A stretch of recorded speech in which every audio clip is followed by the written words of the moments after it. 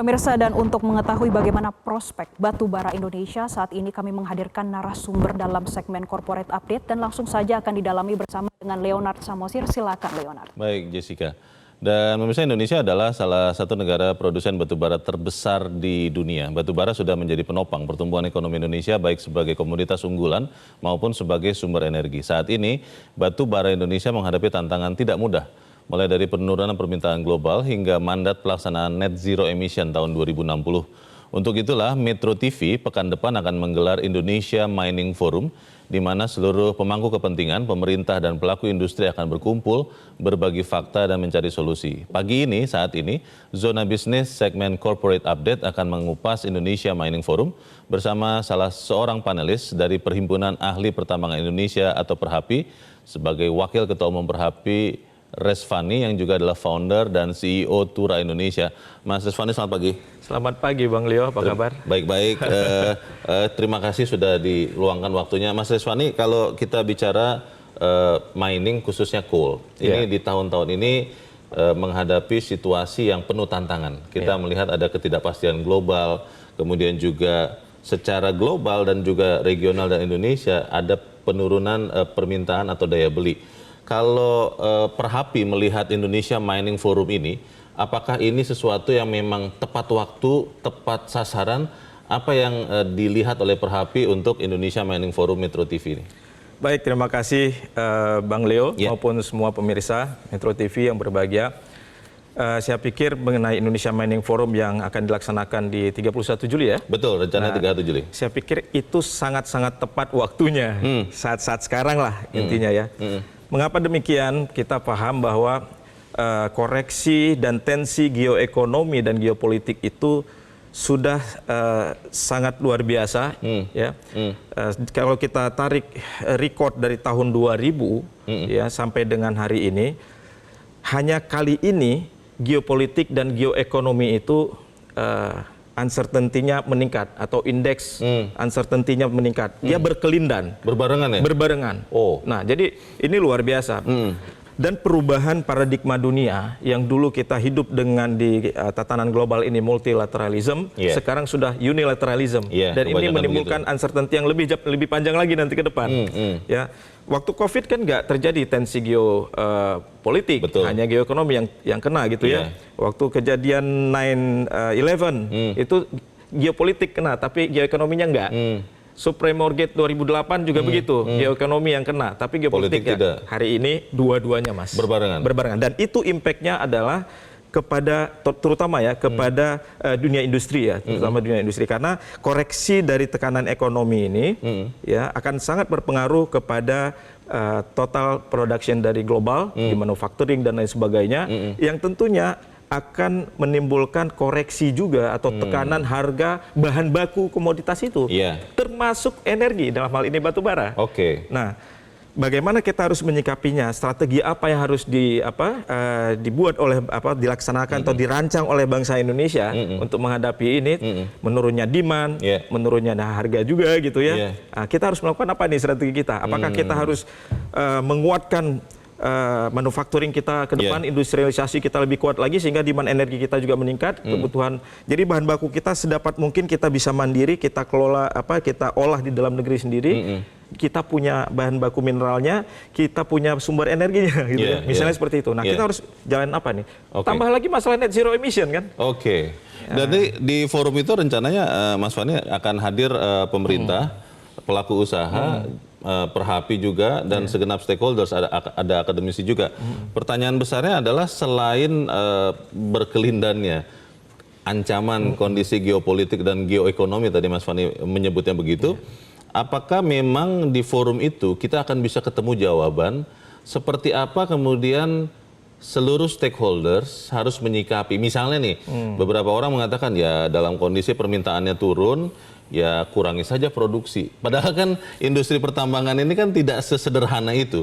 Apa yang diharapkan untuk kemudian secara konkret akan ditemukan di dalam forum itu, Mas Fani? Ya, pertama hati-hati dengan statement kurangi produksi tadi ya. Ya, jadi pertambangan sekarang kita punya kontribusi yang luar biasa sektor ini ya untuk GDP kita.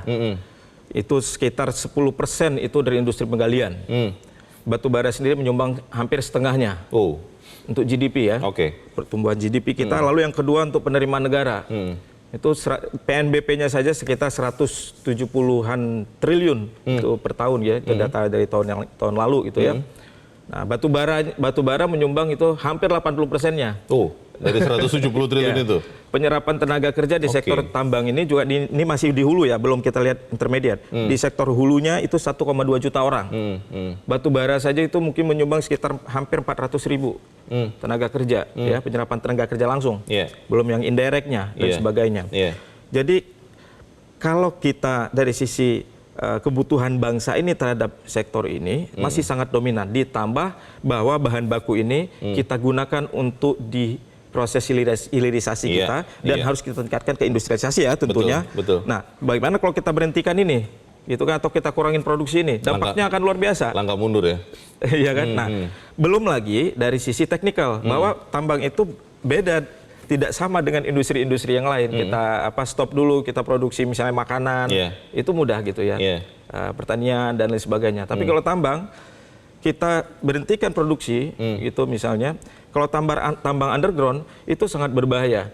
Itu bisa sampai terjadi runtuhan, longsoran. Gitu ya. Kalau dia stop kegiatan itu, tambang terbuka juga begitu gitu ya. Jadi nanti di forum itu, Mas Fani, kita berharap ada ketemu solusi ya, tentu. Untuk kemudian membantu para pelaku industri. Tapi ini pertanyaan terakhir saya.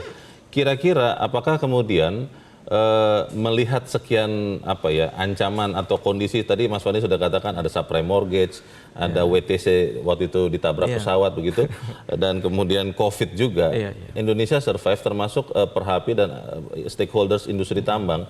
Seberapa yakin Anda bahwa di tengah kondisi geopolitik yang berkelindan dengan geoekonomi ini, industri tambang kita akan bukan hanya survive tentunya, tapi ketemu jalan keluar yang tadinya belum ditemukan?